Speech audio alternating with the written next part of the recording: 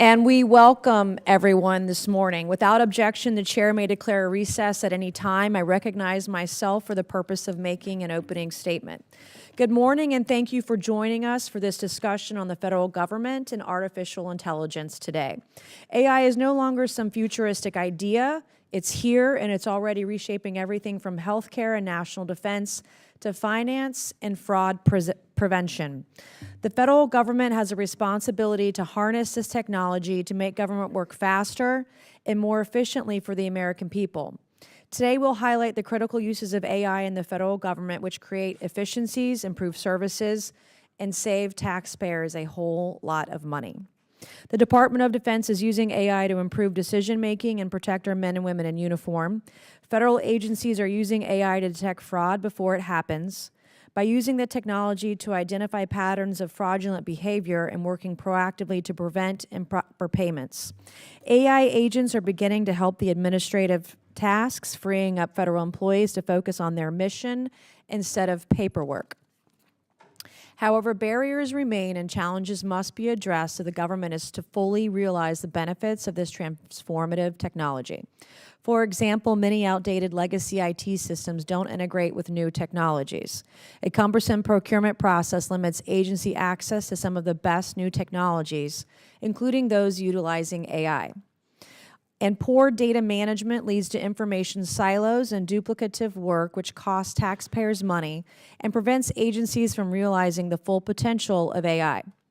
This committee has continued to highlight these challenges and will play a major role in addressing them, including by continuing bipartisan legislative efforts from last Congress. This includes the Bipartisan Federal AI Governance and Transparency Act led by Chairman Comer and then Ranking Member Raskin, which laid out a vision for transparent and trustworthy AI use in government. It also includes the AI Training Extension Act, which I sponsored last Congress and reintroduced today. This bill will equip federal employees with the AI literacy and skills necessary to leverage AI across the federal government. I ask unanimous consent to enter into the record a statement from the Chairman Comer highlighting the pivotal role this committee has to ensure agencies deploy AI responsibly and the bipartisan efforts of the committee on these issues. Without objection, President Trump has rightly identified the importance of U.S. dominance in AI and has taken action to remove unnecessary barriers and unleash innovation. This is a refreshing reversal from the heavy-handed regulation-first approach to AI taken by the Biden administration. Last Congress, my subcommittee on cybersecurity, information technology, and government innovation held multiple hearings on the disastrous impacts of overreaching policies, and I was relieved to see the former President Biden's AI executive order rescinded on day one. This was a critical first step, and since then, the White House has directed agencies to prioritize the deployment of AI and improve procurement processes to eliminate barriers to the federal government's use of AI. I believe it's important for this committee to watch these developments closely and work to ensure the executive branch has the tools and authorities to deploy AI at scale and realize the full potential of this incredible technology. I want to thank each of our witnesses this morning for sharing their time with us today, and I look forward to hearing from each of you. I also want to thank my colleagues from the other side of the aisle who showed up in great number this morning, too. I appreciate your interest in this topic. This has been a bipartisan topic for this committee. And with that, I would like to recognize Ranking Member Lynch for his opening statement. Thank you very much. Good morning, Madam Chair. And again, thank you for calling this hearing on the use of artificial intelligence in our government. Optimizing the federal government's use of technology has long been a bipartisan priority of this committee. Indeed, as you know, Madam Chair, our late colleague and friend Jerry Conley was a steadfast champion for using modern technology to improve the delivery of government services, strengthen oversight, and enhance public trust. We continue to fight his fight on this and so many other critical challenges facing our government. We cannot sit here, however, and have the traditional bipartisan conversation about federal IT modernization without acknowledging the fact that the Trump administration, Elon Musk, and DOGE are leading technology initiatives that threaten the privacy and security of all Americans and undermine our government and the vital services it provides to red states and blue states. Musk may say he has stepped away from his role in the federal government, but his recklessness will continue to have devastating consequences for America for years, possibly decades to come. Today, we'll work to better understand the disaster and danger the Trump administration has created by turning our government over to his biggest campaign donor and people who are more interested in self-enrichment than public service. Since President Trump's inauguration, he has given Elon Musk free rein to terrorize our civil servants and drive more than 275,000 federal employees from their jobs serving the American people. His Doge team has done this so capriciously that they have had to go back to people that they originally fired and beg them to return to their jobs, serving our veterans, maintaining our nuclear stockpile, and fighting bird flu. At the Social Security Administration, whistleblowers have told us that the agency has lost so many critical information technology and support staff that very few of the remaining workers even know how to handle errors or alerts in their computer systems. This could mean missed checks and millions of seniors and people with disabilities losing access to their financial lifeline. While they purged the federal government of expertise, Elon Musk and Doge reportedly fed sensitive government data, including America's private personal information, into unvetted and unaccountable AI software. They also reportedly deployed Musk's own generative AI chatbot called Grok to consume government data and assist with sensitive government decisions. Grok has even been deployed onto systems at the Department of Homeland Security, despite the fact that it has not been approved for use. Musk has been operating without any oversight whatsoever while posing a very real risk of violating security and privacy laws, accessing confidential information about his competitors, and using valuable federal databases to turbocharge his own AI system, which would mean more money and more power for Mr. Musk. The American people deserve answers. Musk and Doge have put the most personal data of every American at risk. Cybersecurity experts like Mr. Schneier, who is here with us today, are sounding the alarm that the holes Doge has created in our national cybersecurity system are gaping and pervasive. And now, in this horrifying, insecure environment, the Trump administration wants to centralize all of Americans' data into one massive database, which would allow full-spectrum surveillance of American citizens, making it even easier for bad actors to hack. And, of course, they're contracted with a big private tech company owned by one of President Trump's billionaire supporters to do just that. 4 months ago, Democrats moved to subpoena Elon Musk to provide public testimony to this committee. At that time, our Republican colleagues complained that their constituents were calling them their offices and showing up to town halls to yell at them about Musk, while Americans' concerns have only deepened since then. From his erratic purge of the federal workforce to his exploitation of sensitive taxpayer data to the cybersecurity nightmare he's created and the horrifying surveillance state we fear, Musk has put the American people into a position where they demand answers from Elon Musk. I believe, too, that my Republican colleagues should have had some questions of their own for Mr. Musk. Recent allegations have left Americans wondering if he was potentially under the influence of drugs, while at the very heart of the Trump administration's most consequential and sensitive decisions. It is worth investigating whether one of President Trump's most influential advisors was under the influence of heavy drugs while upending hundreds of thousands of American lives, breaking government services beyond repair, and handing out death sentences for hundreds of thousands of innocent people around the world who relied on American foreign aid and medical care for survival, most of whom were children. If this doesn't move my Republican colleagues, maybe they just want to hear from Musk on why he called their bill to cut Medicaid and give tax breaks to billionaires. This is Elon Musk's words, a disgusting abomination, and, quote, massive, outrageous, pork-filled congressional spending bill, or why he spent the last 24 hours leveraging his social media to, quote, kill the bill. Or maybe they want to know why Musk has said that his next round of firings might be targeted at them, Republican politicians who have not toed the line on Musk's priorities. Regardless of your motivations, Democrats and Republicans alike simply cannot allow Elon Musk to escape accountability for his actions. He's dismantled our government, endangered Americans, and weaponized public service for his own financial gain. I ask my Republican colleagues, let's work together on this. Let's support oversight that Democrats today in moving that this committee subpoena Elon Musk, to answer for his actions. All of us deserve answers on behalf of the American people. So, Madam Chair, therefore, pursuant to Clause 2K6 of House Rule 11, I move that we subpoena this committee, Republican and Democrat, subpoena Elon Musk to testify before this committee. Second that motion. We'll suspend for a moment. Thank you.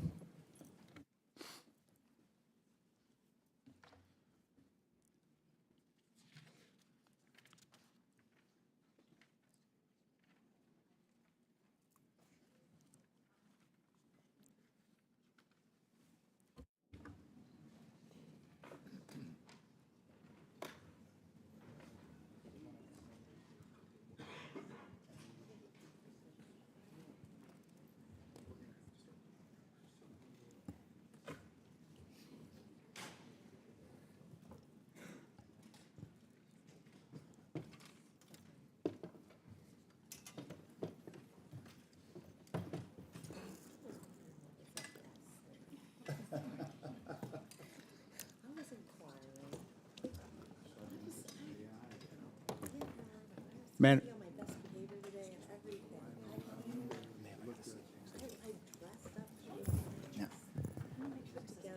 Chairwoman, point of order. When are we going to vote on subpoenaing Musk? We are doing a point of order right now with the parliamentarian. Madam Chair, Thank you. We are suspended. Madam Chair, may I be recognized? Yes, sir. Madam Chair, Mr. move Hutt. to table the gentleman's motion. Okay, the motion is not debatable. As many as are in favor of tabling signify by saying aye. All those opposed signify by saying no. No. In the Madam opinion Chair, of I the ask chair, for a the yeas recorded vote. have it, and the motion to table is agreed to. The committee Ask will for a now recorded resume vote. consideration. Interesting opinion. Madam Okay, Chair, recorded Recorded vote. vote is requested. parliamentary inquiry. Okay, a recorded vote is ordered, and their clerk will call the roll. Okay, we're going to suspend to allow the clerk to get ready. Parliamentary We have, inquiry. yes, sir. Madam Chair, thank you. Is it the custom of the committee to shut down debate on such an important motion? This is not an- this is not an inquiry. It's not an inquiry. We're Gentleman from suspended. Massachusetts mentioned that Mr. Musk was potentially This is under the not influence of debatable right ketamine, now. I love you. psychedelic It's not drugs, debatable right now. This is not a point of and- inquiry. And other But you look substances good in front according of the to- photos. You look according to great right this. now. You look good. So is this the? You're not recognized right now. There's not a point of inquiry. Thank you. We're suspended until the clerk is ready to call the roll. Move to call the roll. We are suspended again for the third time. We're suspended until the clerk can call the roll. Thank you.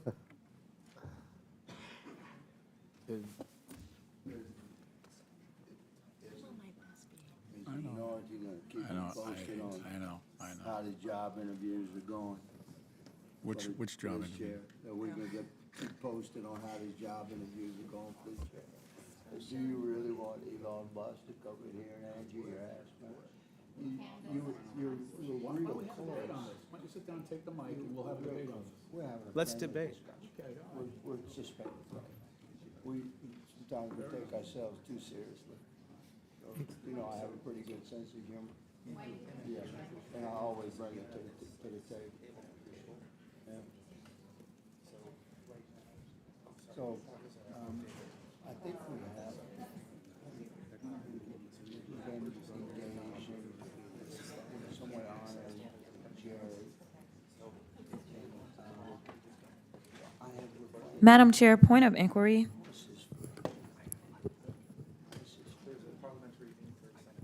Right. Okay.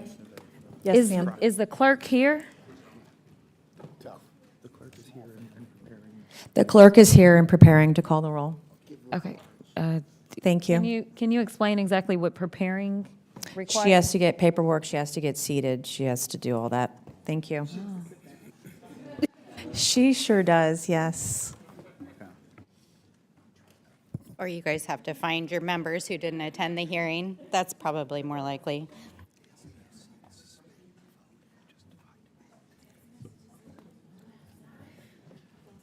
It's kind of Madam Chair,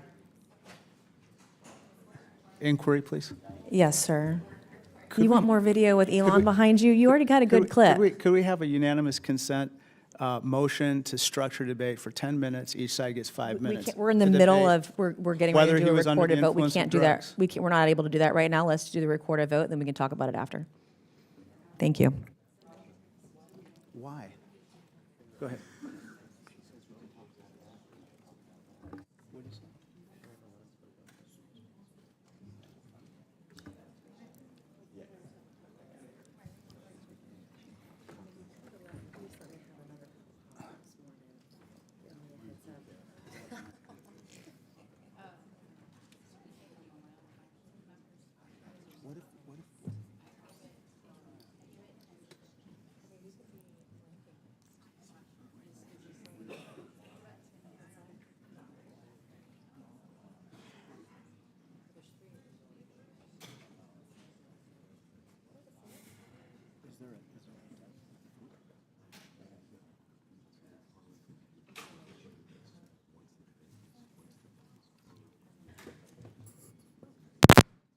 Parliamentary inquiry. Yes, ma'am. Do we have an assistant clerk that can move maybe a little bit faster? We have a room full of people. This is not an inquiry, thank you. It was a question. Do we have an assistant clerk? It's not a parliamentarian inquiry, so no, we're not having this debate. But it is a point of order. It's not. And We'll check this the is not, a parliamentarian. motion to table is not debatable, thank you. We're not debating that. It's not, we We're asking weren't about the asking for a clerk. point of order. Would the parliamentarian rule on a point of order? Is the parliamentarian The here? gentleman must state his point of order. It was the gentlelady's point of order that was overruled because it was determined that it was not a point of order, when in fact it is. I think that she should be allowed to. She stated it was an inquiry, not a point of order, my recollection. But if she would like to restate it, that's fine. Okay. Madam Chair, point of order. Yes, ma'am. Do we not have an assistant clerk who can make sure that we can continue to do the business in an efficient way in oversight? Because it has historically never taken this long for the clerk. We're going call through the roll. process right now, and we'll have a recorded vote as soon as we're able to.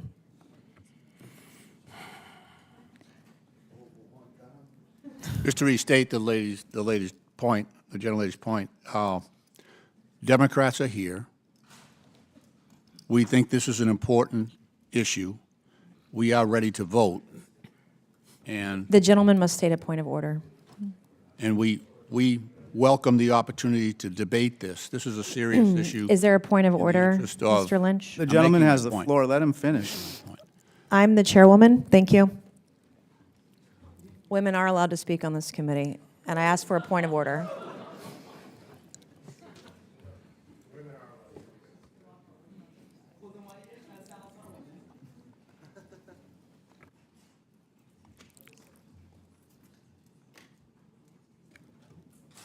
Point of inquiry. Can we just, Madam Chair, point of inquiry? As a woman? I know, I should hopefully, I get to speak. Yes, as a ma'am. woman. Yes, you are. Yes, you are, babe. Is it possible for us to just do a roll call without the clerk to determine what members are here so that we can determine No, if y'all ma'am. really have the votes? No, ma'am. Thank you.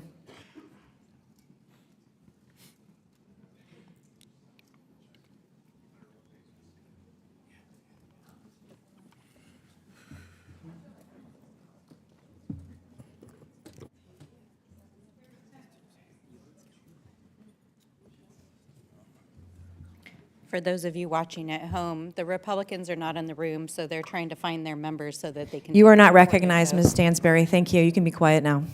Neither are any of your members because they're not in the room. Thank you.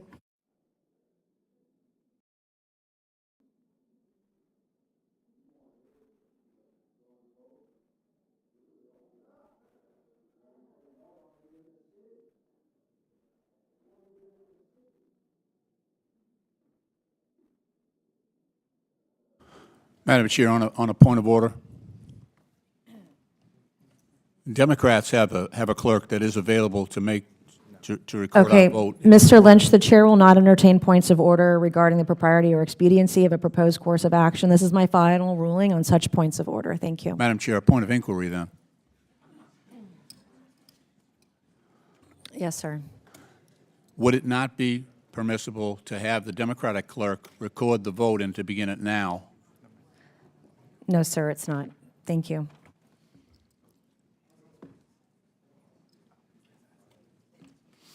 Madam Chair,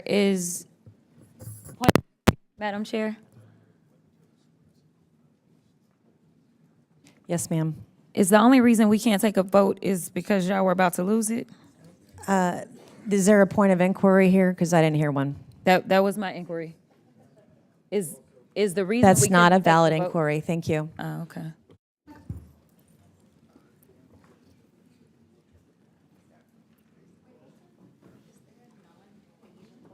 I have a point of inquiry, Madam Chair. I was just wondering, sir. Being new to this committee, what's the basis or rule on which you are overturning, not allowing the Democratic clerk to start the vote? We have our own clerk. Move to adjourn. That's why.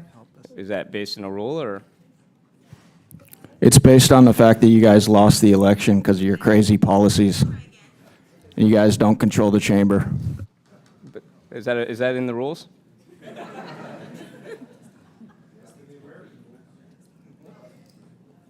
Madam Chair, just wanted to follow up. Would appreciate an answer to the question. Is there something in the rules that prevents? We have witnesses who've flown in from around the country. This is committee practice. Thank you for your inquiry. And we'll start the vote momentarily. Thank you.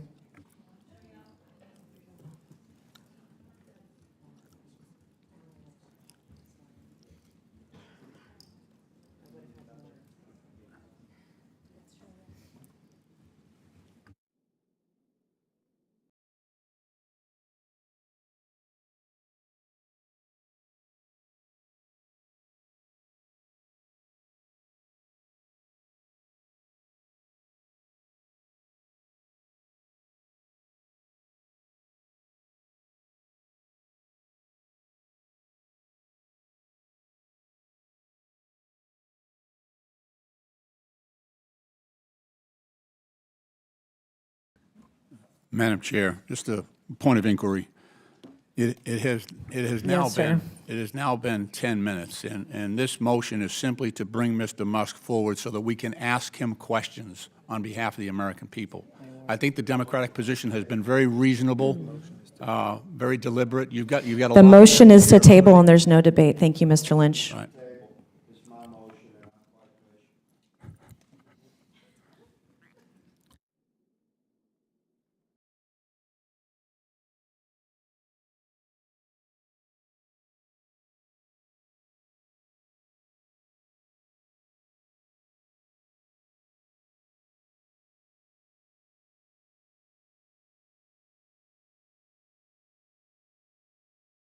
Again, Madam Chair, the Democrats are all here and we're ready to vote. It is now 11 minutes. You're not recognized, but you do look good for your clips later for social Well, media thank with you. I with appreciate Elon that. and all the words behind you. It looks good. Appreciate The it. blue is good with the red I color. appreciate Looks that. good. Thank you. Thank you. Really appreciate that. Thank you. Madam Chair, parliamentary inquiry in a minute. Will it be another minute? Probably 12, right? Could be. It's debatable depending on the math, I suppose.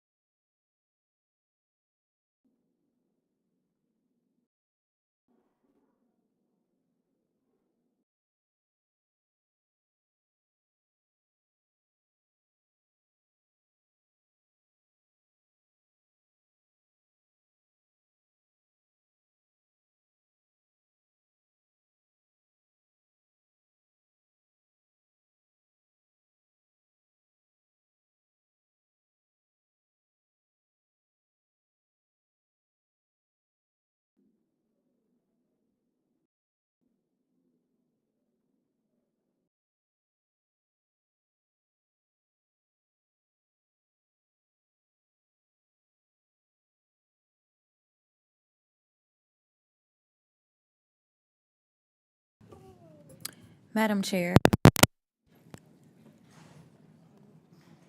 Madam Chair, I have unanimous consent. We're in the middle of getting ready to vote, so we can't do that right now. We can do that after. Is that the rule? Because the clerk has not been ready for the last 15 minutes almost. You're not recognized. Thank you. So we're not doing unanimous consent. Not in the middle of a motion to table and a recorded vote we're preparing to take. Is the clerk seated? You are not recognized right now. Thank you. Okay, since we're sitting here in silence for the. You are not recognized, Of and the there's no record. point of inquiry. You are not recognized. Okay, I'll do a point of inquiry.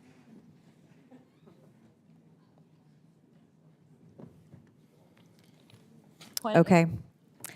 I am seeking an inquiry to determine whether or not it is okay to put it into the record that at the time that this motion was called, only Mr. Gosar, Mr. Grothman, Mr. Higgins, Mr. Fallon, and Mr. Crane, along with yourself, were the only Republicans that were actually in the room. This is not a real point of inquiry. You're not recognized on it either. Thank you.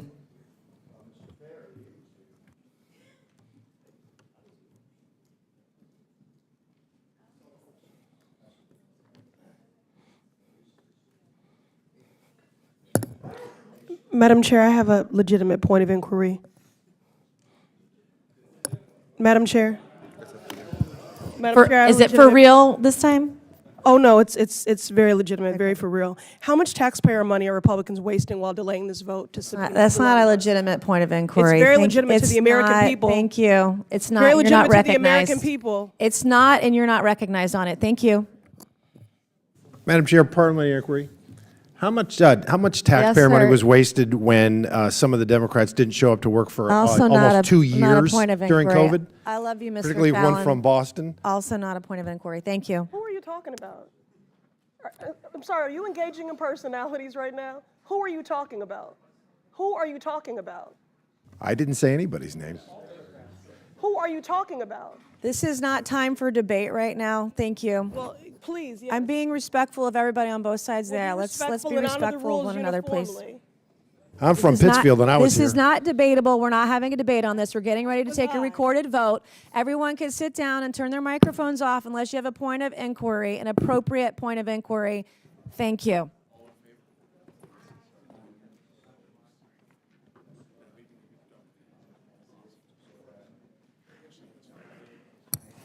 To be on the House floor eulogizing a black woman dying in Georgia because of your policies.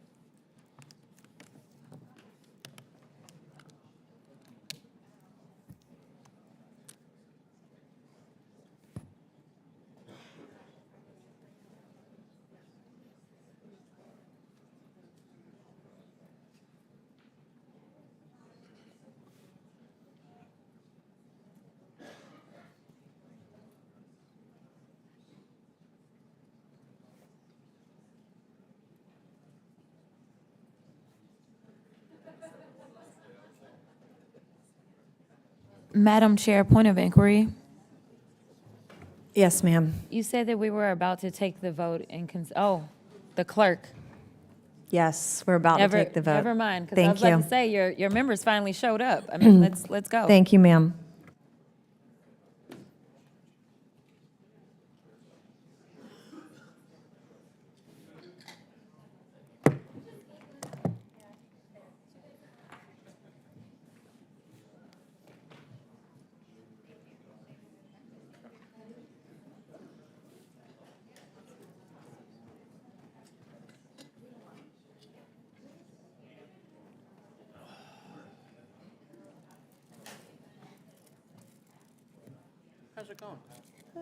It's been interesting.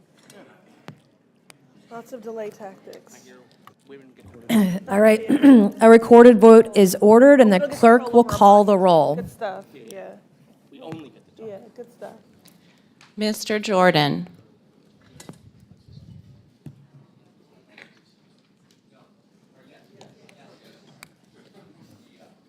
Mr. Jordan votes yes. Mr. Turner.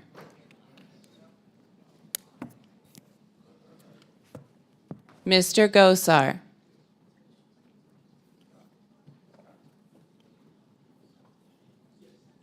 Ms. Fox. Yes. Ms. Fox votes yes. Mr. Grothman. Mr. Grothman votes yes. Mr. Cloud. Mr. Cloud votes yes. Mr. Palmer. Mr. Palmer votes yes. Mr. Higgins. Mr. Higgins votes yes. Mr. Sessions. Mr. Sessions votes aye. Mr. Biggs. Mr. Fallon. Mr. Fallon votes aye. Mr. Donalds. Mr. Donalds votes yes. Mr. Perry. Mr. Perry votes aye. Mr. Timmons. Mr. Timmons votes yes. Mr. Burchett. Mr. Burchett votes yes. Ms. Green. Ms. Green votes yes. Ms. Boebert. Ms. Luna. Ms. Luna votes aye. Mr. Langworthy. Mr. Burleson. Mr. Burleson votes yes. Mr. Crane. Mr. Crane votes yes. Mr. Jack. Mr. McGuire. Mr. McGuire votes yes. Mr. Gill. Mr. Gill votes yes. Mr. Lynch. No. Mr. Lynch votes no. Ms. Norton. No. Ms. Norton votes no. Mr. Krishnamurthy. No. Mr. Krishnamurthy votes no. Mr. Khanna. No. Mr. Khanna votes no. Mr. Mfume. No. Mr. Mfume votes no. Ms. Brown. Ms. Brown votes no. Ms. Stansbury. Ms. Stansbury votes no. Mr. Garcia. Mr. Garcia votes no. Mr. Frost. Mr. Frost votes no. Ms. Lee. Ms. Lee votes no. Mr. Kassar. No. Mr. Kassar votes no. Ms. Crockett. No. Ms. Crockett votes no. Ms. Randall. Ms. Randall votes no. Mr. Subramaniam. Mr. Subramaniam votes no. Ms. Ansari. No. Ms. Ansari votes no. Mr. Bell? No. Mr. Bell votes no. Ms. Simon? No. Ms. Simon votes no. Mr. Min? No. Mr. Min votes no. Ms. Presley? No. No. Ms. Presley votes no. Ms. Tlaib? Madam Chairwoman? Aye. Madam Chairwoman votes aye. And how is Mr. Biggs recorded? Mr. Biggs is not recorded. Mr. Biggs votes aye. And how is Ms. Boebert recorded? Ms. Boebert is not recorded. Ms. Boebert votes aye.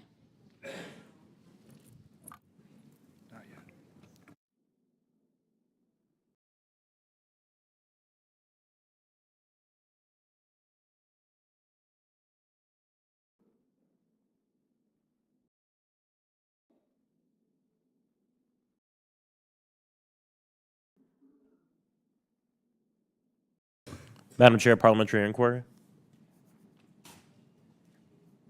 The clerk will report the tally.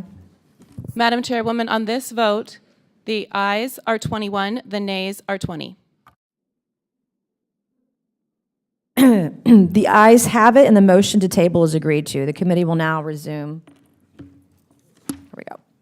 Okay, I now request unanimous consent that Representative Mouskowitz of Florida and Trahan of Massachusetts will be waived on to today's hearing for the purpose of asking questions, and without objection, so ordered. I'm pleased to introduce our witnesses for today's hearing. Our first witness today is Mr. Ili Barakhtari, the president of the Special Competitive Studies Project. Our second witness is Mr. Bhavin Shah, founder and chief executive of the AI company MoveWorks. Our third witness is Ms. Linda Miller, former deputy executive director of the Pandemic Response Accountability Committee and founder of TriClat. Our fourth witness is Mr. Adam Thierer, senior research fellow at R Street Institute. And our fifth witness today is Mr. Bruce Schneier from the Harvard Kennedy School. We welcome everyone, and we're pleased to have you here this morning. So pursuant to Committee Rule 9G, the witnesses will please stand and raise your right hands. Do you solemnly swear or affirm the testimony you are about to give is the truth, the whole truth, and nothing but the truth, so help you God? Let the record show the witnesses all answered in the affirmative. We appreciate all of you being here today and look forward to your testimony. Let me remind the witnesses that we have read your written statements and they will appear in full in the hearing record. Please limit your oral statements to 5 minutes. As a reminder, please press the button on the microphone in front of you so that it's turned on and the members up here can hear you. When you begin to speak, the light in front of you will turn green. After 4 minutes, the light will turn yellow. When the red light comes on, your 5 minutes has expired, and we would ask that you please wrap it up. So I now recognize Mr. Barakhtari to please begin your opening statement. Chairwoman Mace, Ranking Member Lynch, and members of the committee, thank you for the opportunity to testify here today. I'm here to make one clear point. While developing advanced AI is a significant moment, the true measure of a nation's future advantage won't be who has the best models, but who has built the essential digital infrastructure and fosters the deepest adoption of AI across all of the society. To understand the stakes, imagine if at the beginning of the last century, our nation had failed to embrace electricity and yielded that transformative advantage to our competitors. The consequences would have been devastating. Today, we face a similar moment. The strategic competition in AI with People's Republic of China is intensifying. Since 2017, Beijing has launched an ambitious campaign to achieve technological supremacy as the key to its global dominance. China is executing this strategy by dedicating vast resources to integrate AI across its entire economy, society, and military. For example, they recently announced $47.5 billion semiconductor fund, which is designed to eliminate reliance on Western technology. They are on track to surpass the U.S. in raw R&D spending, having already tripled their investments since Xi Jinping came to power in 2012 to $500 billion in 2024. This is all built on dominant infrastructure, including more than 60% of the world's 5G base stations. This entire effort is backed by state-sponsored cyber espionage, and intellectual property theft designed to acquire and weaponize advanced technology. While the United States still leads AI in research, our primary disadvantage is the slow adoption of these breakthroughs. We are hampered by bureaucratic inertia, outdated IT infrastructure, and a lack of AI literacy in the workforce. Overcoming these barriers is the key to winning the global tech competition. To secure our leadership, the United States must take decisive action in the following areas. First, we need to establish a high-level technology competitiveness council at the White House, modeled on the approach we took for the space race to coordinate a unified national strategy and drive rapid AI adoption across the government. Second, we need to significantly increase our investment in AI infrastructure by doubling non-defense AI R&D spending to $32 billion over time and codifying the national AI research and resource. Third, we need to launch a comprehensive national talent strategy to make the U.S. the magnet for AI experts. This means eliminating green card caps for the top STEM talent and promoting AI literacy throughout our educational system. Fourth, we must overhaul the federal procurement process to rapidly integrate cutting-edge AI from our most innovative companies. Lastly, we must strengthen our global alliances in AI, 5G, and cybersecurity to ensure the resilience and security for us and our allies. The bottom line is this. This is not just a competition of invention, but of adoption. It's about who can set the rules for the future. We have faced moments like this before. From the space race to the digital revolution, our nation's greatest strength has always been our ability to unite our vision with decisive action. By embracing this challenge together, across government, industry, and academia, we will not only secure our leadership, but build a more prosperous and secure future for all Americans. Thank you, and I look forward to your questions.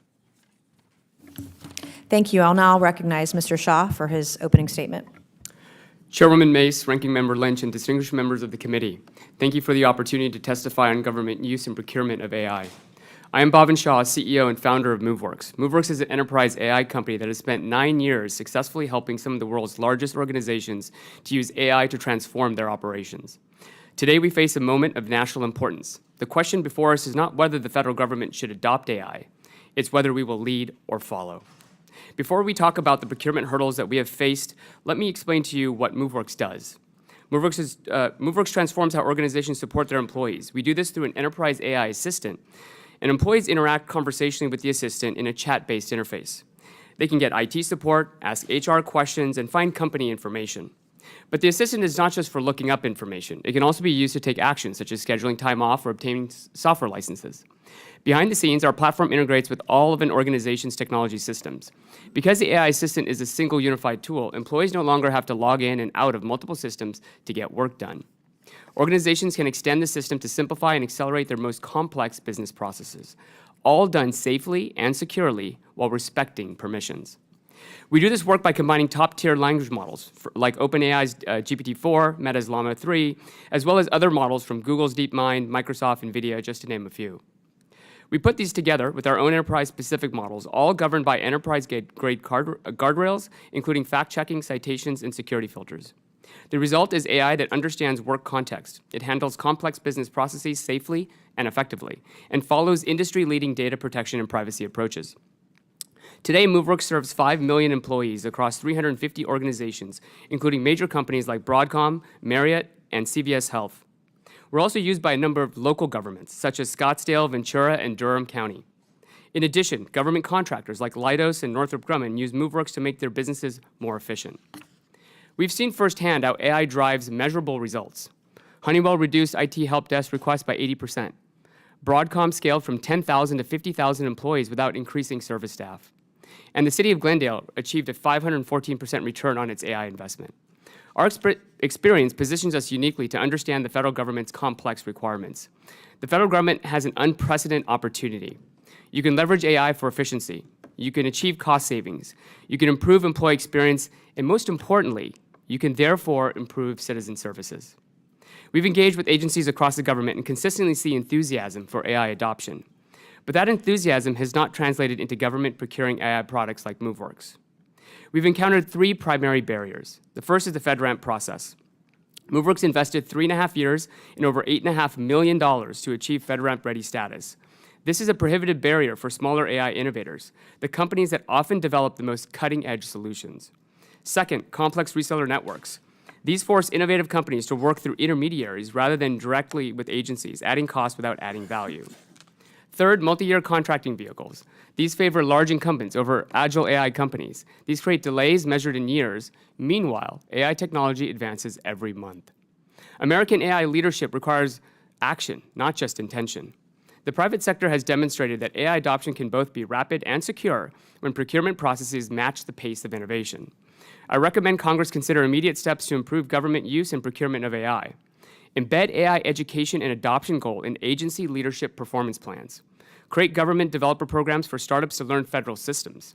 Scale AI proof of concept programs for rapid pilots to all agencies, similar to the Investment Horizons pilot program developed by the Office of the CIO within the Navy. And finally, establish agency innovator programs that allow smaller agencies to serve as test beds for AI implementations. Longer term, we must modernize acquisition policies. We must accelerate procurement timelines. The federal government employs the most important workforce in the world, the workforce that operates our democracy and defends our nation. These public servants deserve the same AI-powered tools that are transforming the private sector's productivity and effectiveness. We have a choice. We can modernize our procurement process to embrace AI innovation, or we can watch other nations take the lead in government AI adoption, while our agencies struggle with outdated processes and missed opportunities. I urge this committee to champion procurement reform. We need to maintain our competitive edge while serving citizens more effectively. Thank you, and I welcome your questions and discussions on these critical topics. Thank you. I'll now recognize Ms. Miller for her opening statement. Thank you, Chairwoman, Ranking Member, and members of the committee. My name is Linda Miller. I bring a unique perspective today because I spent 10 years at one of the world's most admired agencies, the GAO, as well as I'm also the co-founder of an AI technology startup. So I'm coming here with both the perspective of a long history in the oversight community, as well as some of the challenges that have already been raised about trying to bring innovative technology to the US government. As DOGE is seeing firsthand, it's hard, if not impossible, to try and impose private sector innovation on the federal government. The data challenges alone are formidable. Agencies collect data poorly if they collect it at all. Programs collect their own data in silos. They don't share it even amongst themselves, much less with other agencies. In many cases, agencies don't even know who they're paying. They send money to states in the form of grants, and from there, the money trail is opaque, making payment integrity almost impossible. At Tracklight, to help illuminate who one federal agency was paying, we spoke to a company who FOIAs data on invoices to state agencies and sells it. For our federal client, we were going to have to buy the data to tell them who they were paying. The same issue exists at the state level. GAO reported on a grant program that administered by one state in which a company applied for the same grant 13 times in neighboring counties and got it because the states didn't share that data. The size and complexity of the administrative state and the volume of regulations agencies must comply with make agility and innovation next to impossible. My fellow panelists have made some very smart suggestions about turbocharging the rip and replace efforts of legacy IT systems and removing procurement barriers. But we have to be realistic about how capable government is to enact these rapid changes, no matter how badly they're needed. I could spend my time this morning telling you about how we urgently need to adopt AI across government to remain relevant, achieve cost savings, and improve service delivery, as well as prevent fraud, waste, and abuse. But I think you already know that. So I'd like to talk about what proactively can be done to move the needle. GAO has reported that there's almost 25 existing AI requirements in federal law and guidance today. GSA has established an AI Center of Excellence, which was required by law. Agencies have inventoried AI use cases. They've put in place responsible AI officials, but the government continues to show anemic AI adoption overall. My fear is we've created yet another bureaucratic morass, hamstringing agencies with compliance work, and only added the layers of sludge, further slowing down AI adoption. There has been progress. Recent EOs have sought to improve data sharing, which will improve how agencies make use of data to use AI. And GSA's FedRAMP overhaul is a step in the right direction. I completely agree with Mr. Shah. He spent $8.5 million trying to get FedRAMP certified and successfully getting FedRAMP certified. My small technology company is going to have to put out millions of dollars to do the same. But AI adoption is the perfect candidate for what's called a regulatory sandbox, which Congress can mandate to speed AI projects to implementation in controlled settings, suspending these layers of bureaucracy.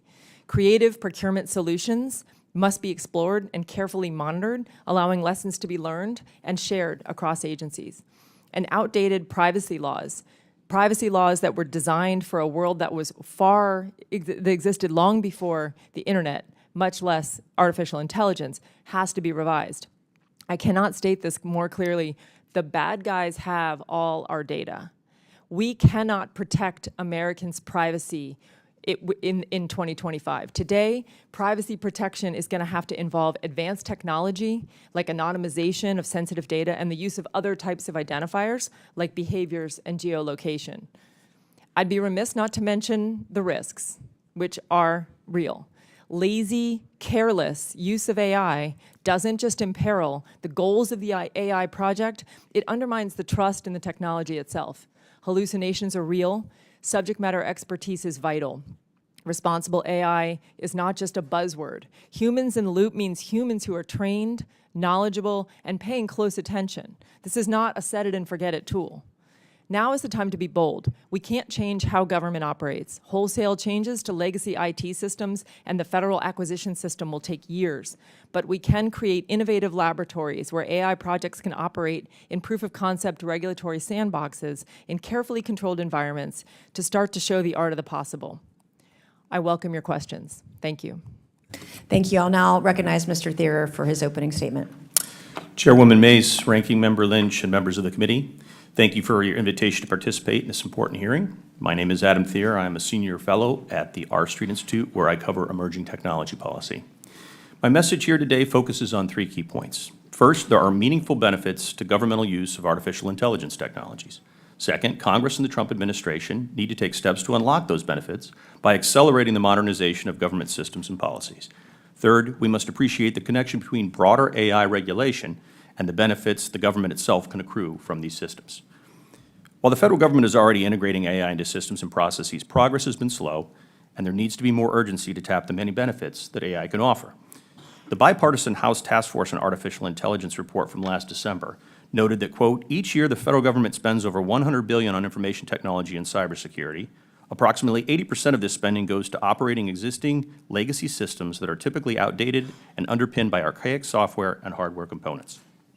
AI can help address this persistent problem. Last year, the U.S. Chamber of Commerce released a study on how improved IT processes and aid agencies already help to, quote, modernize infrastructure, enhance citizen services, improve national security, and foster innovation, and unlock significant long-term cost savings and efficiencies along the way. Doing more with AI could generate even broader benefits. Accenture estimates that by tapping AI systems, federal agencies could unleash, quote, a productivity windfall for the U.S. government worth up to $532 billion annually by 2028. Just earlier this week, the UK government reported that a new trial of AI tools revealed how civil servants who use them freed up 2 weeks a year in working time, and 82% of them said they wanted to continue to use AI tools to boost their productivity. AI tools can be particularly helpful in simplifying paperwork and procedural hassles. AI has already been used to improve public records management at many different agencies, including document declassification and Freedom of Information Act requests. AI can also help streamline specific regulations and make them more cost-effective to ensure greater value to taxpayers. AI is already helping governments better administer various public services, including infrastructure management, public safety efforts, healthcare delivery, environmental monitoring, emergency responses, workforce development, and various other citizen services. As Congress and the executive branch look to continue to clear a path to efficient government AI uptake, the focus should continue to be on addressing barriers to implementation through 5 main priorities. First, modernize federal acquisition policies to boost AI adoption, especially by encouraging easier acquisition of sophisticated but cost-effective commercial systems. Second, streamline paperwork and use requirements associated with federal AI contracts and deployments, especially for small businesses and open source providers. Third, ensure government data sets are AI-ready and interoperable such that the public, researchers, and other organizations can more easily benefit from them. Fourth, enhance in-house government AI talent and improve technical literacy at all levels. And fifth, boost trust and security in government technology systems. Congress has already passed several laws to facilitate some of these goals. And bipartisan efforts by both the Biden and Trump administrations have helped expand those efforts, including through chief AI officers in federal agencies. The OMB recently released very important guidance requiring agencies to, quote, adopt a forward-leaning and pro-innovation approach that takes advantage of this technology to help shape the future of government operations and, quote, harness solutions that bring the very best value to taxpayers. This committee and others should assist these efforts by helping the administration ensure that agencies are AI ready for the future. That means closer oversight of agency modernization and digitization efforts, plus the necessary funding to get the job done. Finally, Congress should recognize there is an important connection between broader AI policy and the benefits governments can gain from AI systems. Proposals to regulate AI systems are proliferating rapidly, with over 1,000 AI-related bills already introduced just 5 months into 2025. If these mandates expand, they will significantly raise the cost of deploying advanced AI systems because complicated, confusing compliance regimes would hamstring developers, especially smaller ones.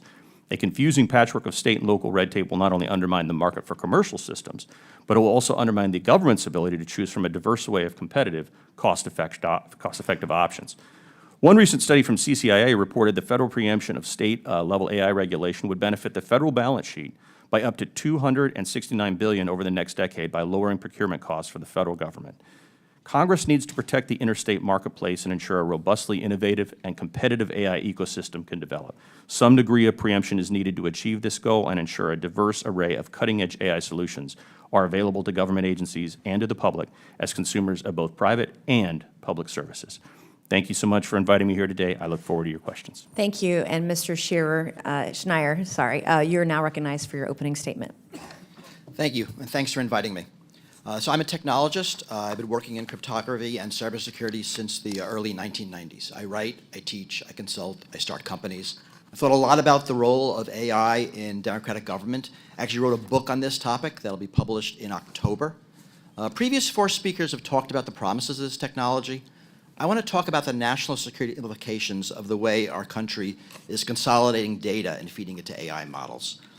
Chairman Connor said in his statement about this hearing that he wanted to unleash AI responsibly while protecting the interests and rights of all Americans. DOJ's actions do exactly the opposite. Over the last few months, DOJ's affiliates have spread across government. They are still exfiltrating massive U.S. databases, processing them with AI, and offering them to private companies such as Palantir. These actions are causing irreparable harm to the security of our country and to the safety of everyone, including everyone in this room, right, regardless of political affiliation. This unprecedented security risk is a result of 2 things: DOJ's sloppy cybersecurity regarding our data and regarding the networks they've accessed, and also the over-trusting of AI, current technology, to take over human tasks.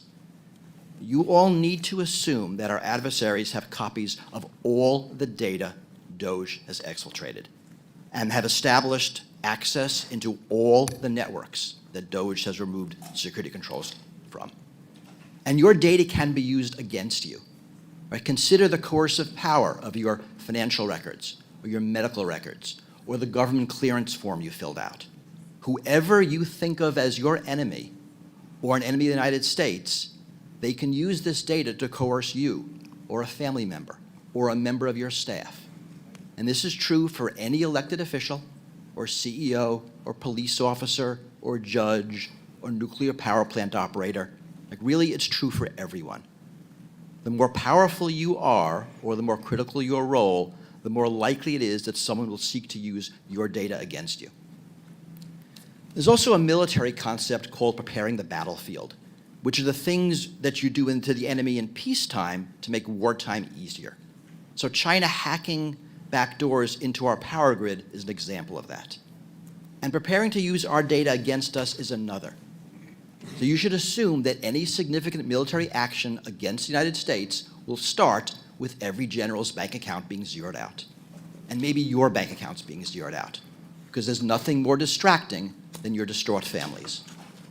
Data is power. Any entity, government or corporate, that holds individual data has the ability to understand, predict, even manipulate behavior. Right? This is Facebook's business model. Our government collects incredibly intimate data about Americans, but its power is limited by how that data is organized. There was security in our data being spread amongst different government agencies, with different rules governing use and sharing. Using AI to reason across disconnected data stores represents a massive increase in government power and therefore a security threat. DOJ's sloppy security practices also means we can't trust the data they're using. Did they make copying mistakes? Did some adversaries slip in bad data? Remember that nonsense about 150-year-olds collecting Social Security? That was someone misunderstanding how the data was encoded. Our adversaries are certainly capable of penetrating the security of any of the companies that DOJ gave our data to, and just as capable as poisoning our AI systems. Data integrity is vital, and good AI fed with bad data makes bad decisions and is untrustworthy. Irreparable damage has already been done, but the damage is ongoing. 2015, China hacked OPM, stole data about all federal workers. That was a major security breach. Continuous real-time access to data is much more dangerous. And the longer these vulnerabilities persist, the more adversaries will be able to manipulate data and install backdoors. The more they'll be able to manipulate the AIs we're creating, and the more they'll be able to secretly influence our policy outcomes. Sacrificing cybersecurity in an effort to create an AI future not only risks the country, it risks the AIs, which in turn risks our justice system, our legislative system, our banking system, national defense, and all of us, all of you personally. So thank you, and I welcome questions and conversation. Thank you. I will now recognize Mr. Gosar for 5 minutes. Thanks, Chairwoman. Ms. Miller, you described the COVID process as a catastrophic event with a high risk of fraud. I agree. I am the only non-U.S. president in the United States to have ever killed a national emergency. I killed COVID. But there's not a single receipt, though. And since Bill Clinton through Joe Biden, we've spent over $13 trillion, let me say that again, $13 trillion without a receipt. Could we use AI to examine the funds spent under COVID? It depends on where that data is available. Certainly, AI can be used to mine any data sets that exist. The question I think you're really asking is whether or not that data exists, and I don't have the answer to that question. Well, I hope that we'd have some database because we have a record of where it went, supposedly. So Well, yeah, so we have a record of where a lot of the spending went, and of course, the Pandemic Response Accountability Committee, the organization that I helped lead, has a lot of that data on their website about where money was spent during the pandemic. When a lot of that money was stolen, something I talk about a lot, we don't know where that money went. A lot of the money that was stolen during the pandemic went to overseas foreign adversarial nation states. So they also could have, how should I say this? If they were recouping, my understanding there was over 2,000 cases in Arizona alone that entities or individuals were actually sued by the government to get it back, resulting in compensation of over $300 million. We could use that as well if it disappeared. Once again, it's based on the data, right? Yeah, it's based on the data. I don't think I'm qualified to answer that. Thanks. Okay. Mr. Shaw, you talked about our procurement system. Boy, it's broken.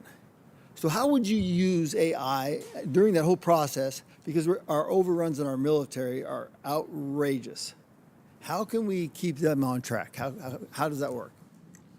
Yeah, I think there's a variety of things to talk about on that topic.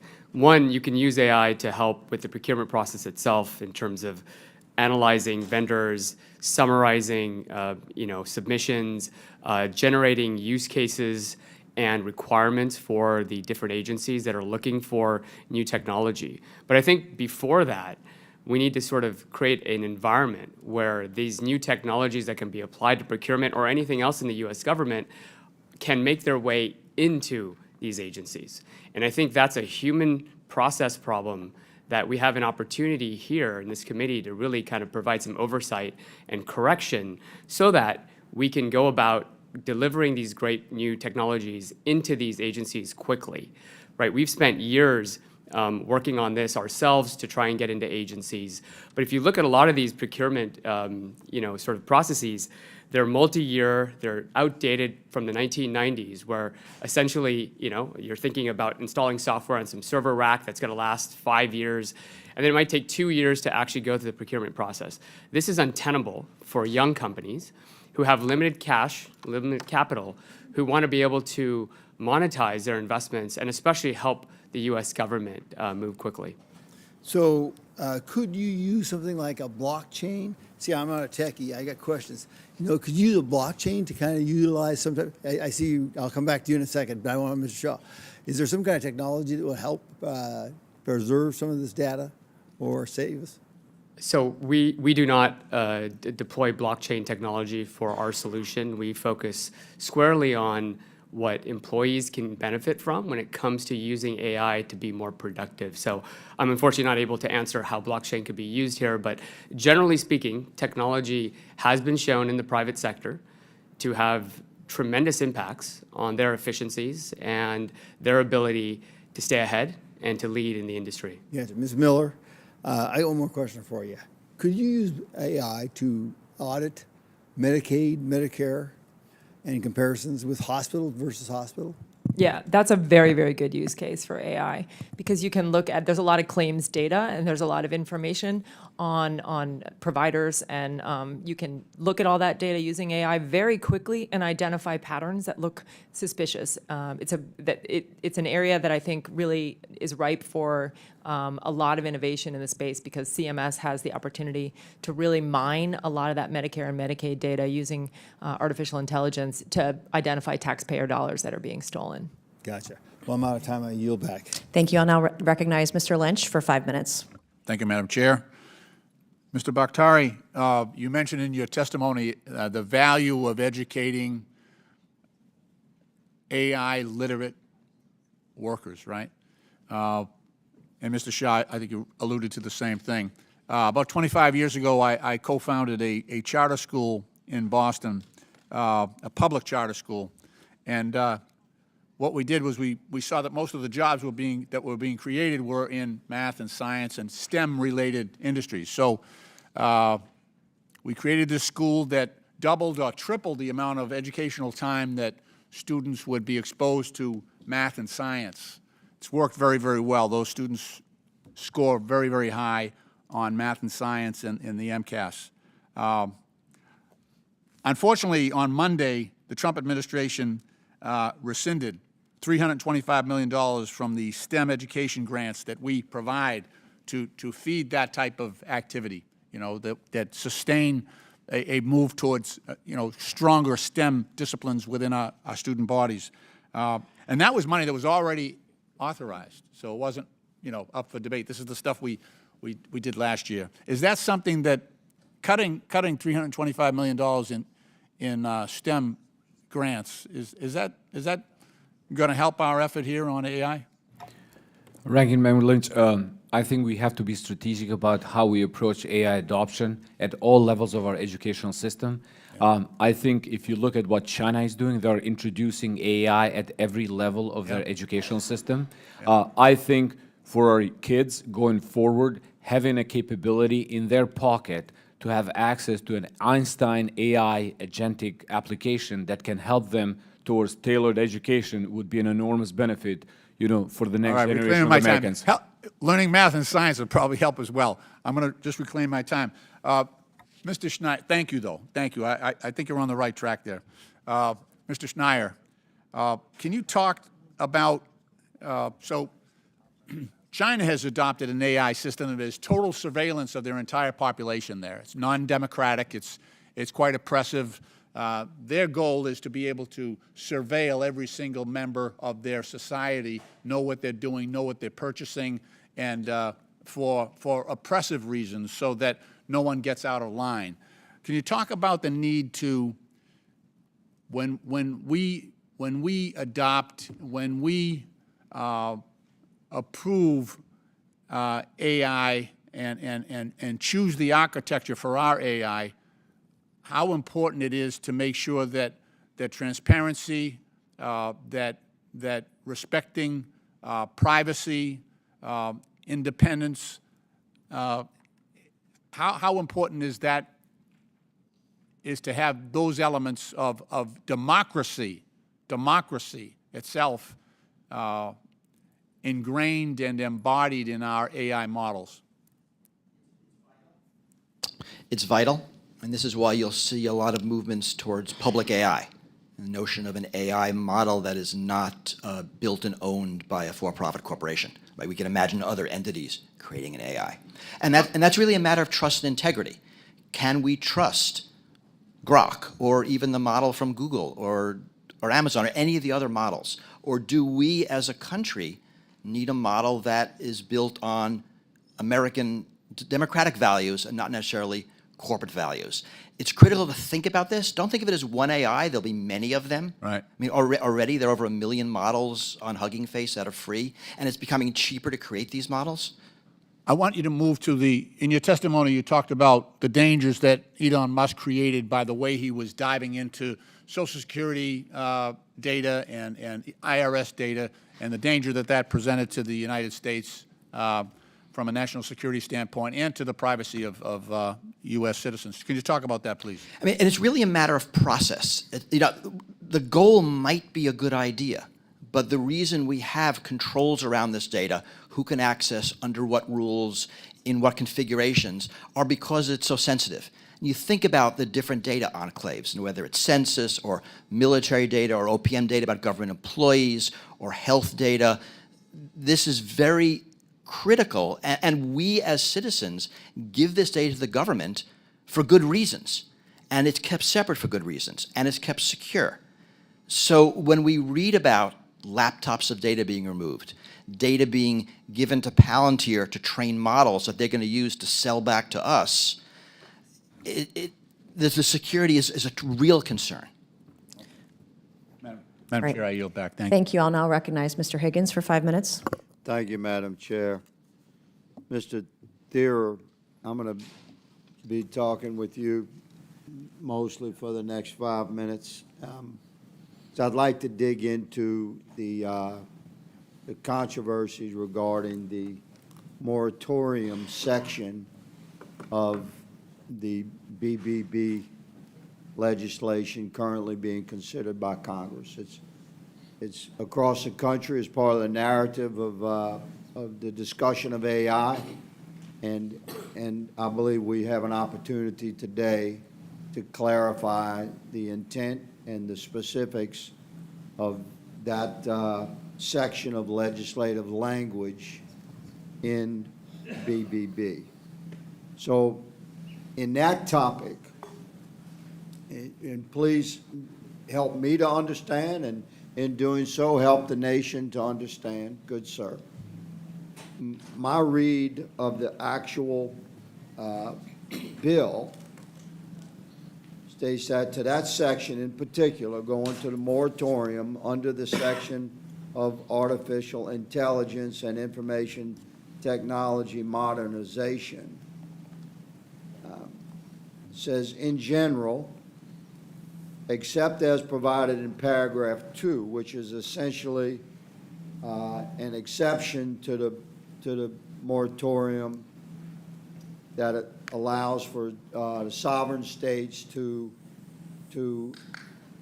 enact and enforce laws that remove restrictions on use of AI.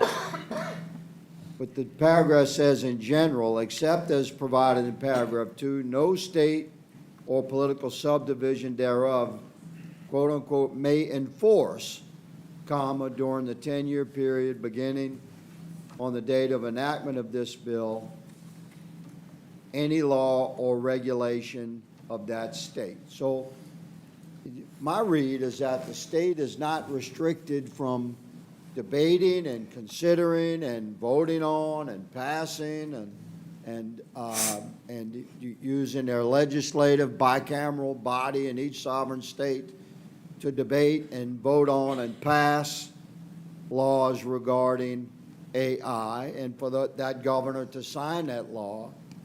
The big beautiful bill in this section states that the federal government is asking for a pause on enforcement.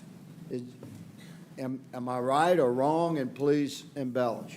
Yeah, thank you, Congressman, for the question. I testified about this in front of the Energy and Commerce Committee just 2 weeks ago, where there was a debate about the AI moratorium. And it's important to keep in mind that the reconciliation bill includes specific funding to modernize Department of Commerce technology systems.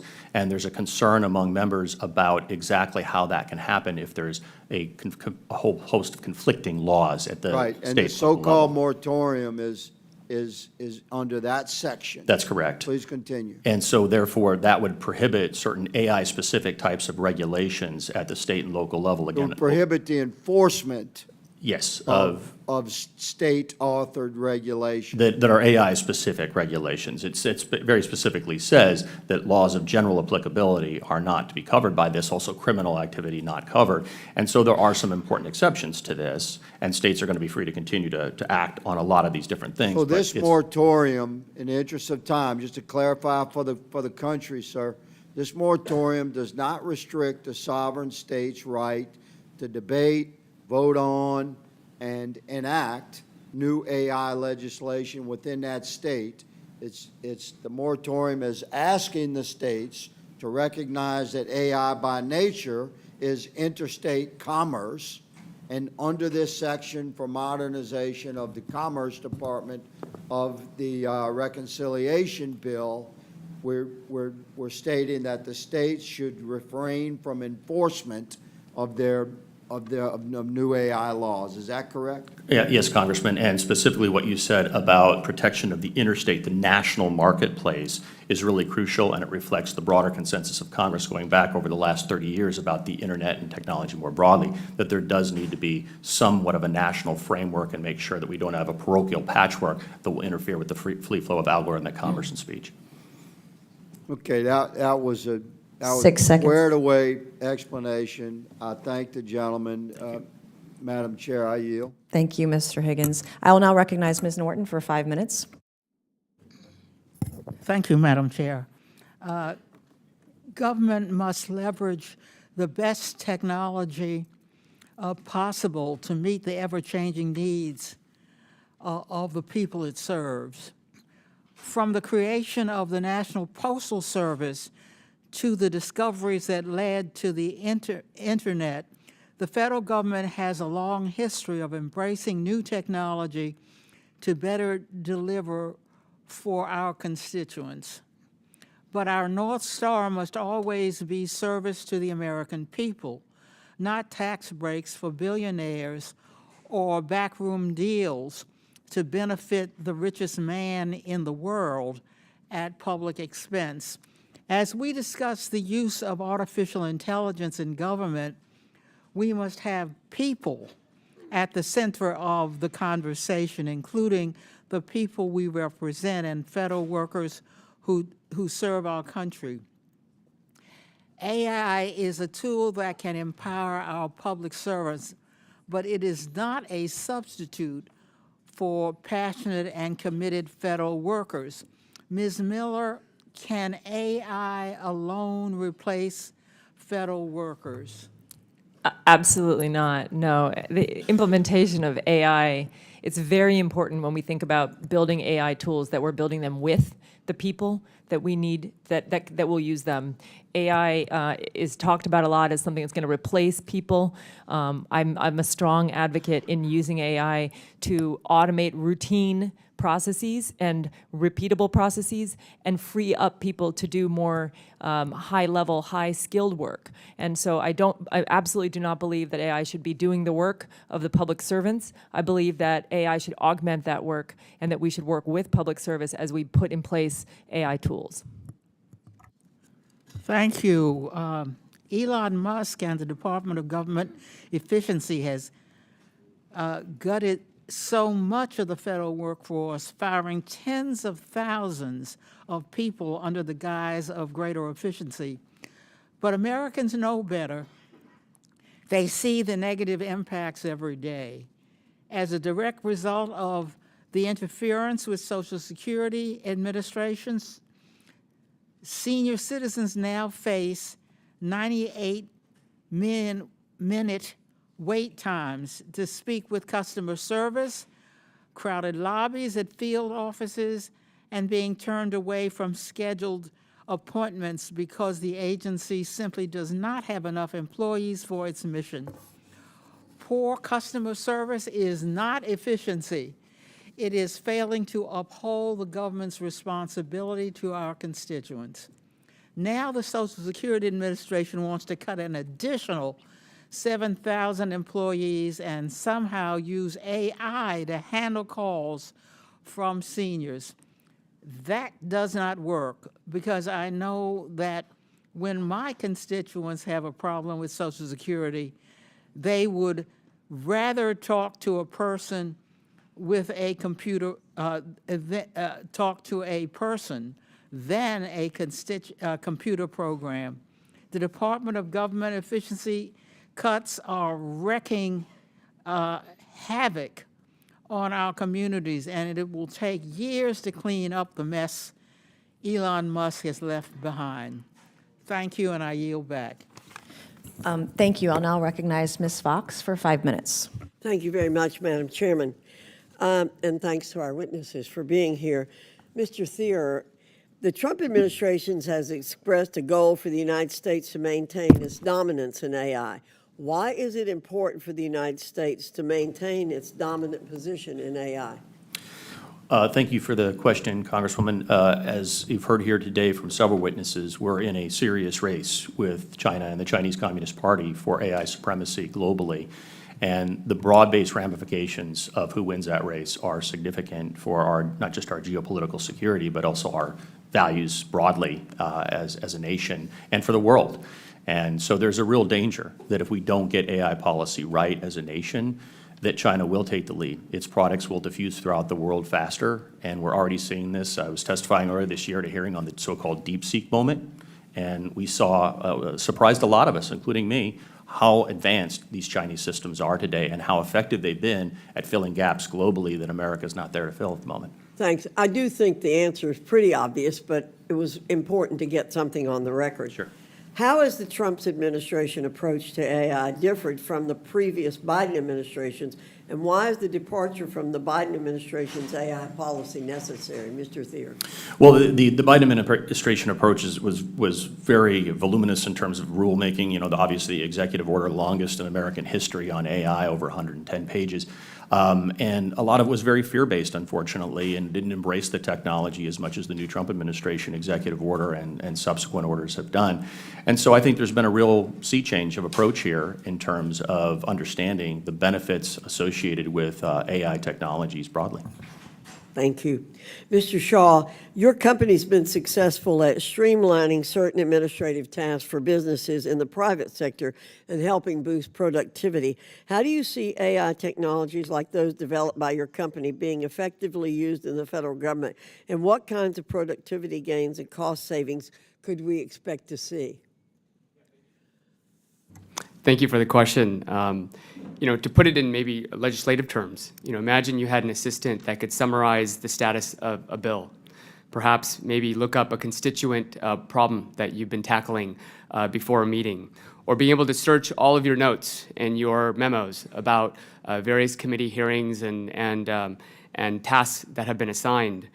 All these things are things that AI gives us today, and the private sector is using this quite aggressively to make their own teams more efficient and effective. To your question about sort of what that looks like, there's sort of three categories I like to think about. Scale. Broadcom, for example, was able to go from 10,000 employees to 50,000 while keeping the same support staff. So that's another benefit, which is you can take the same team and allow them to support a lot more employees in this case, but in our case here today talking about constituents. I think there's also employee time savings. The city of Glendale, I mentioned, did a 500% plus ROI on their investment, but that was 3,500 hours of savings from the employees themselves that they could apply and use towards other tasks and functions for their constituents. And then, of course, there's monetary savings, which is that if we can do some of this more efficiently, that goes back to the U.S. taxpayers, goes back into the economy to get spent on further innovation. Thank you very much. Ms. Miller, according to the Office of Management and Budget, each year taxpayers provide more than $1.2 trillion, or nearly 5% of GDP in funding for thousands of programs across the entire government through grants and other financial assistance. With so much taxpayer money spent, it should come as no surprise that besides a very high-level accounting, the federal government largely cannot tell whether a particular grant award was used wisely or if it accomplished the stated goals of the grant program. This committee has worked on legislation such as my bill from 2019, the GREAT Act, to address the problem, but as we've discovered, there's not enough data available in the proper formats to evaluate whether taxpayer funds given out as grants are being used wisely. How could AI help us solve this problem and make sure that every taxpayer dollar given as a grant is used effectively and for its stated purpose? Thanks for the question. Actually, we did something pretty innovative with my technology company, TrackLight. We were trying to figure out who one of the agencies that we were working with paid. And so we got access to minutes of board meetings, and then we used AI to scrape those minutes and identify vendors. And then we were able to collect hundreds of vendors that this agency was paying that they didn't know they were paying. Now, we can all talk about how insane it is that the agency doesn't know who they're paying, which is a serious problem.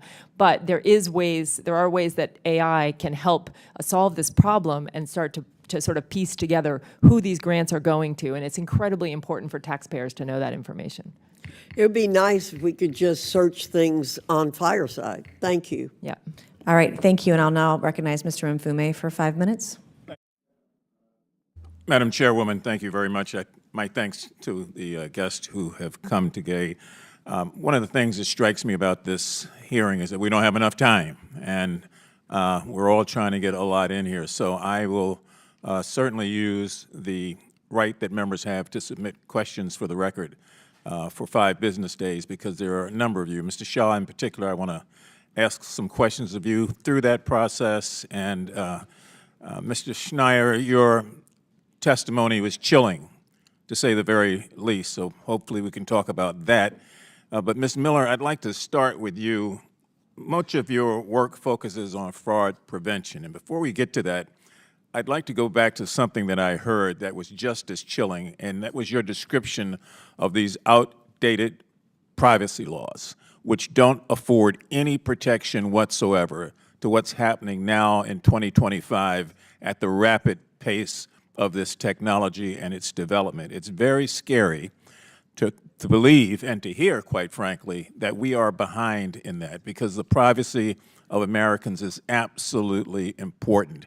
It's just as important as what Ms. Norton brought up earlier, and that is the fact that people who are looking for Social Security or trying to get Medicaid or trying to figure out SNAP benefits are running into this technology and being run over by it in many instances. So can we talk just a minute about these privacy laws, which I assume they predate all of this discussion, and that there is, as I understand, not a real determined effort to upgrade them to be able to protect industry and be able to protect government and individuals?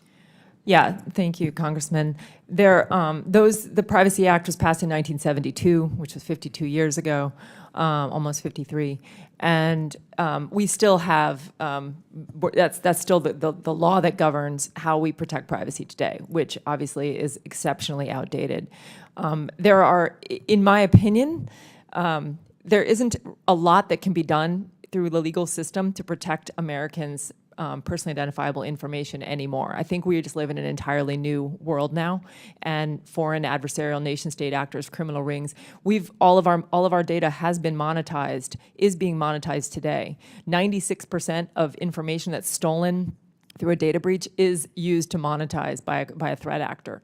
And so because we have such an asymmetric situation when it comes to data, government is going to have to get much better about using technology to protect privacy. And there are technologies that are in place, I'm sure that some from some of the panelists here today are using in the private sector. We can anonymize data. And so we can do things that can protect people's privacies. And we're going to need to think about this both from a legislative perspective, not hamstringing agencies. The Privacy Act and the Computer Matching Act keep agencies from being able to share data that they desperately need to be able to find these actors. And again, these actors are foreign adversarial actors. Thank you very, very much. Mr. Schneier, let's go back to your assessment of the bigger you are, the bigger target you are, the more data is collected on you, and the more harm that will come to you, your community, your agency, your government in this instance. Walk me down that briefly, down that street again, because you didn't go into the fact that this is not science fiction. This is happening every day, and it's happening to the United States of America. Well, I mentioned China, the OPM breach from the last decade, where China went into OPM and took the data, among other things, all the clearance forms of United States citizens. And you can imagine why they might do that. They might identify who spies are, might look for people they can influence. And that is the sort of thing that countries are doing today. I mean, I'm assuming we're doing it to them. And so this data is very valuable at the government level for a lot of different things. I mentioned two scenarios. I mentioned a potential war scenario, a potential peace scenario. The more data we have, and our data is being collected everywhere. And so a lot of data is had by social media companies that know a lot about what we like and who we are and who our friends are and who's important to us. But the data we give governments is a different sort of data. If you think about the data that's on the tax return, or the data that the Census Bureau collects, or the military data, that's personal on a different level. And countries want that. They're going to want that in aggregate to figure out things about us, and they're going to want it individually. And coercion's it depends who you are, what coercion means. Thank you. My time has expired. Madam Chair, thank you very much. Thank you. I'll now recognize Mr. Sessions for 5 minutes. Madam Chair, thank you very much, and good morning to each of the panel members. We appreciate you being here. A long time ago, I spent time at Bell Labs, where we were responsible for the network architecture, but also the development of the switch that would be utilized. We set standards and did things to where we had unified way to look at how a switch operated. We both know we had Salt and Volt Typhoon, whereby our government people learned that the Chinese had been into our our databases for a long time. Should have found it, didn't find it, cost us. My question really is, and I'm sure each one of you have an answer for this, or at least your vision of that. All it takes is one node to be compromised. It's like a big fence that goes around. It just takes one loose place. Does the federal government, do we here in Congress need to ask someone? Do we need to deal with other countries? Does there need to be a standards body that specifically, like when I worked at the labs, to set what those standards are? How do we avoid, with all the things we're doing, getting something that happens like that again? Sir, evidently you've got your hand on the panel first. I didn't. Any ideas? I didn't know this was Jeopardy, that you had to be quick. Well, okay, then we can go to you last if you want. But my point is, do you have any ideas on this question? So we have things. I mean, this is the job of the NSA.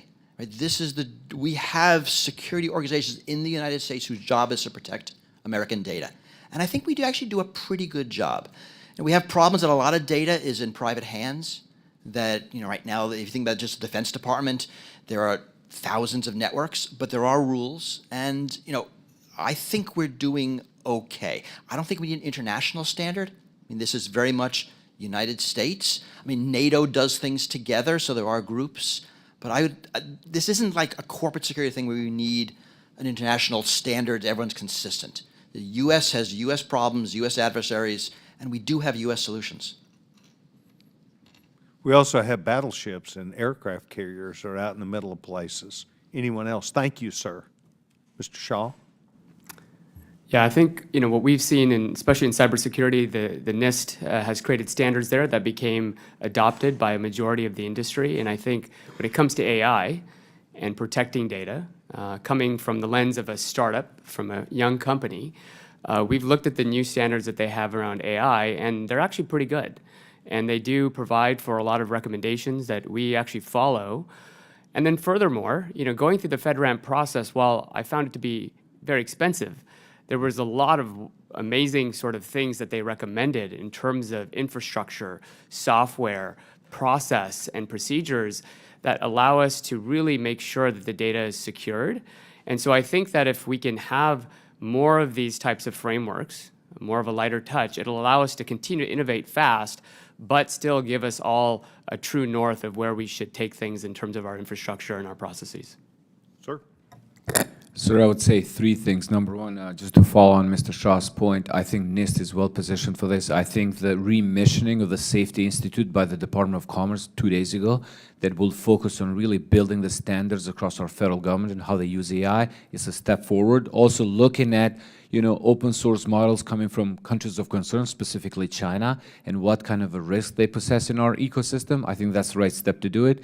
At the allies and partners levels, as I mentioned in my opening remarks, the Five Eye Alliance really provides us with a stepping stone of coming with some common standards among our five ally partners, and then start bringing other countries under the fold. And the third piece, as Mr. Schreier mentioned here earlier, what can we do on the offensive side? So our adversary doesn't get a hold of our data, they don't use it against us, and then actually we put them on the back foot instead of letting them, really attack us on a daily and hourly basis. Good. Anyone else? Just very briefly, sir, I just want to put in a good word for what the Trump administration has been doing with its recent executive orders and OMB guidance on this front, which has been to provide not only a framework for expanding the use of AI throughout government, but also getting more serious about security vulnerabilities and other types of concerns. And recent OMB guidances like M25-21 and 22 basically try to address these concerns you're raising. Great. Thank you. I appreciate the panel very much. Madam Chair, I yield back. Thank you. I'll now recognize Ms. Brown for 5 minutes. Thank you, Madam Chair. I'm glad this committee is finally turning its attention to the federal government's use of artificial intelligence, because under President Trump, AI isn't being used to serve the people, it's being abused to serve the powerful. DOGE was a reckless, unregulated, and unethical failure, and I wouldn't be surprised if some of my colleagues on the other side quietly agree now that Elon Musk is out here trashing their one big ugly bill. So let's be clear about how we got here. Musk and his cronies were handed the keys to our government's data, let loose to sidestep security safeguards, strip away federal jobs, and exploit Americans' personal information unchecked and unaccountable. They used AI as a blunt force tool to slash thousands of federal jobs and gut billions in government spending with no transparency or regard for the human cost. But that's not even the most dangerous part. DOGE has launched an unprecedented power grab over Americans' personal data.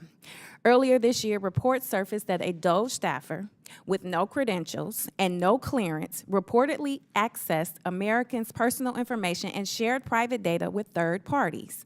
I co-led a letter with Reps. Trahan and Del Bene demanding an investigation, and it might not come as a surprise that we're still waiting for answers. And we now know this wasn't a one-off. Whistleblowers have revealed that DOGE is actively building a master database, a centralized system combining sensitive data from across federal and state agencies that includes Americans' medical records, their credit card numbers, their medical claims, their student debts, and much, much more. To build it, the administration has turned to Palantir, the surveillance firm funded and founded by Republican mega donor Peter Thiel. And this massive trove of personal information is being built with no oversight, no security guarantees, and no guardrails. Here's why every American should be alarmed. In the wrong hands, this database could be weaponized to target political enemies, suppress dissent, or surveil the public. And even in the best case scenario, a breach could expose millions to identity theft, blackmail, or worse. What's most disturbing is how much we still don't know. But what we do know raises serious concerns about violations of the Privacy Act, FISMA, and E-Government Act. This committee must keep investigating, because we cannot allow AI to become a weapon of surveillance for surveillance, exploitation, and the dismantling of public institutions. So, Mr. Shire, how should Americans feel knowing that DOGE is pulling together their most sensitive personal data to train AI without clear safeguards, oversight, or consent? And what protections are in place to keep that data from being misused or exposed?